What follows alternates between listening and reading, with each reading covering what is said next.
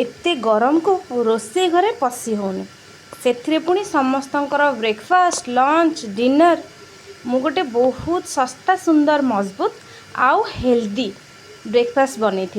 प्रथमे मांडिया को टिके पानी रे गोलेई एमती मांडिया जाऊ कर से केवल लुण ही पकई टिके दही रे कंचा लंका दीटा दे भल भाव ग्राइंडिंग कर देइथिली।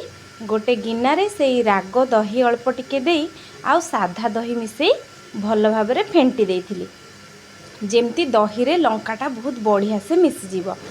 तापरे मांडिया जाऊ बनईथिबा मिश्रण टिकु आपणको आवश्यक परिमाण रे मिसई नेबे।